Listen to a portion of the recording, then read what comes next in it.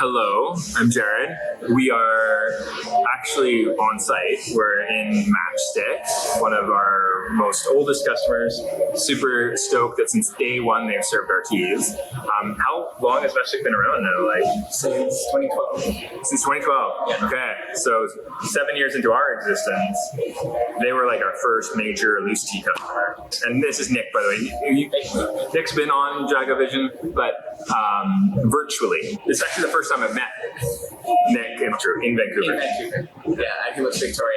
Nick is in charge of a lot of things at Matchstick, but specifically for the JagaSilk dynamic, you were in charge of setting up and implementing tea systems. Definitely running the program on the cafe side. Yeah, okay, so like really instrumental in that whole sort of back bar system. So yeah, today we were doing a tea clinic. So we started at 1, it's 5:30.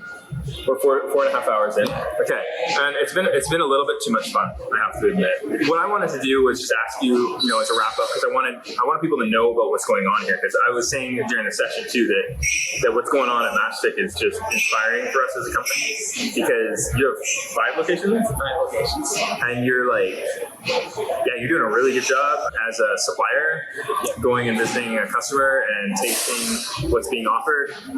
It's inspiring. It's cool. You were also really a big part of releasing the matcha, getting that going. One of the things that was really clear for me was just how long the relationship between Matchstick and JagaSilk had been going on for, and how much matcha was such a part of your company. It felt kind of weird that we didn't do it. You know what I mean? You were doing the things inspired by it, like the tea lattes, which was kind of almost backwards in a way. And so I was like, well, if this is what they're really passionate about, and they're doing this, let's give it a try at least. And you guys worked with us really well and really intentionally in making that as easy a process as possible. And I think it's been a huge success. We just implemented it into our bar and just worked through some things the first few months, growing pains, and then now it's just part of the system. We do, and it's something that we're also really proud to offer and have available for customers, and something that they ask for all the time. And so then you released it, and the response, just from the numbers, it looks like the response has been good. So, and like you're saying, it is. So, and the retail too, I don't know if you knew this, but it's been hard for us to get cafes to retail our product. Yeah. So they'll serve it behind the bar, and they'll have a nice type system. And you've been doing well with the retail side of things too. Yeah. Consistently having it on their shelves along with the tea lattes. They just seem like great starting points for people to make that at home and to just welcome them into that world. It can be something that if people want to explore, they totally can, and they have. I've talked to many regulars that I think the fear is that if you offer it retail, that they're never going to buy it in the cafe again. Which happens all the time with your beans, right? All the time, yeah. You sell retail coffee, nobody comes in. Yeah. No, not true. Not true at all. You sell a lot of coffee. A lot of coffee. That's what you're known for, is your careful roasts and your food. Oh my God, you have not had these guys' food. You need to have these guys' food. It's a good program. Yeah, it's pretty cool. That's also another thing that I've always found very inspiring, is that you guys, when you decide to do something, you got that intent, you have that planning, you have that strategy, you have that thinking it through, you have that beta stage, you have that fix it stage, you have that assess it stage. You got to make sure that it's working and all this stuff. It's cool, because I think a lot of companies intend to do that and they want to do that, but to actually pull that off is another question altogether. Absolutely. Yeah. So it's pretty cool. And you've been doing we're talking about maybe implementing some other ideas and see what happens. Yeah. I know that for sure there's a really awesome tea that's only going to be available at Matchstick. Yeah. It's a Huang Shan Mao Feng. It literally means yellow mountain premium leaf. And you'd think it's a yellow tea because it's from Yellow Mountain, but the color in the name for the mountain does not necessitate that the tea be made this way. Anyway, Huang Shan Mao Feng is a very famous green tea coming out of China, and you guys are getting actually a hand-rolled micro batch from us that's we're stoked about. So at the end of the day, like when you talk about things like intentionality, like when so many steps before you seem to implement that and value that, like you really want to like take that over the finish line and really like do it justice. And so we don't want to just take something that's been so well curated and cultivated and done right, and then just like throw hot water over it and call it a day. So we really want to like dial it in and make sure. I was just, I think on this spin where I felt like I just really needed costs to come down, efficiencies to go up, and I know that's the process that makes things smooth, but yet at the same time, it's the pushback against that eventuality that is sort of like the modus operandi of both of our companies. You're bringing up something that's actually been like super key at Matchstick, and something I was introduced to is like we have this saying here that like a minute longer doesn't have to be a minute wasted. And that's kind of informed like a lot of the reasons why we like, hey, yeah, it could be way easier to like just source and get everyone else to do things and us just serve it. And in some instances, that's the right thing to do. But on some things that are really, really important to us, we're like, no, it's worth making our own bread, our own croissants, like having our own coffee, like and really committing to that and being part of that story and taking time for certain things. Right. And just it's like so counterintuitive because like when you run a cafe, it's all about like efficiency and like tightening things up and getting quicker and getting more. Yeah. Like, all of that, you have that pressure on one side, but then you're like, well, I just think there's something really special about making a cup of coffee for one person, and it's like never gonna be like that again.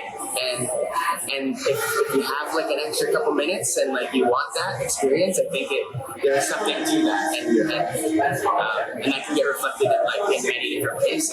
And so I think it would be worth exploring doing that with the tea program as well, and like finding ways. You're doing it with the matcha. Yeah, matcha is exactly that. Like these guys, don't get us wrong. Like Matchstick is taking time with their tea program. You are weighing every dose. Yeah. You're weighing the water.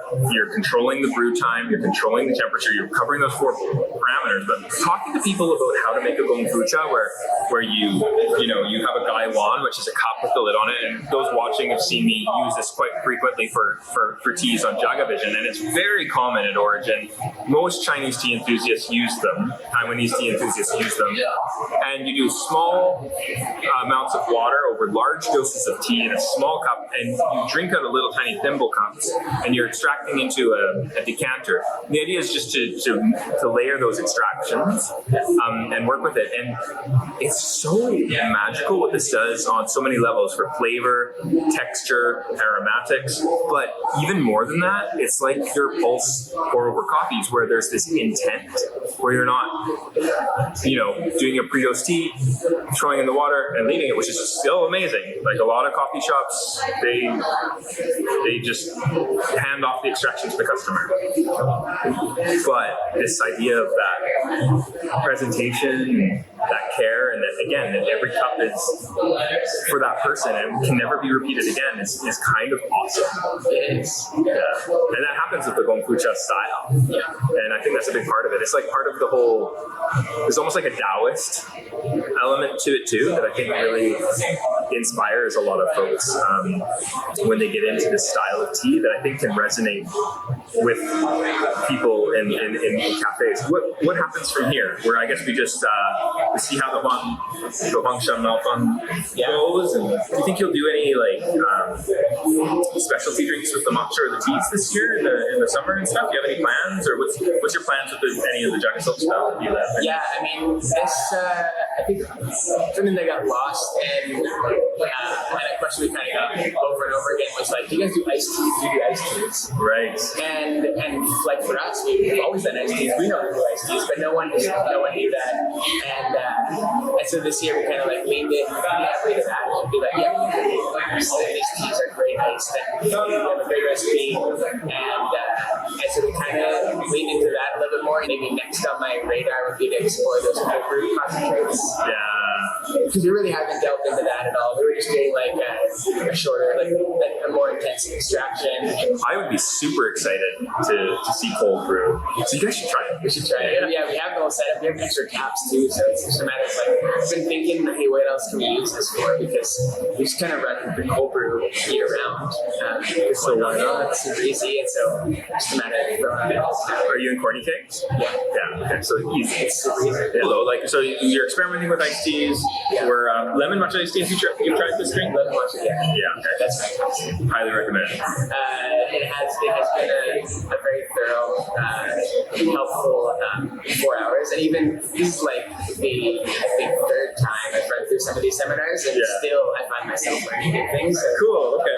I think I just appreciate you coming out here and hanging out with us for a little bit. And everyone else that was here, I know they appreciate it. That's nice to hear. Cool. All right. Well, thanks so much, Nick, for joining me on this episode. Thank you for everybody watching. You need to check out Matchstick. Locations are Fraser, Chinatown, which is where we're at right now, Riley Park, Yaletown, and Davie. There you go. 5 locations. You're in Vancouver. You need to come check out Matchstick. So you can go to matchstickyvr.com. You can buy some of their coffees there. They do an excellent program. I think there's other things on there too. Merch. Yeah. Sell any merch teas? I don't know. Probably the tea lattes. The tea latte. That makes sense. Okay, cool. All right, and then you can come and check out, grab any tea you get here is going to be JagaSilk. Yeah. Matcha is going to be JagaSilk. And who knows what the future holds for other things. Tea lattes too. And these guys helped us make the chai. Like, the chai didn't exist without them. So, yeah, thank you for that. Awesome. Cool. Thank you so much. No problem. All right.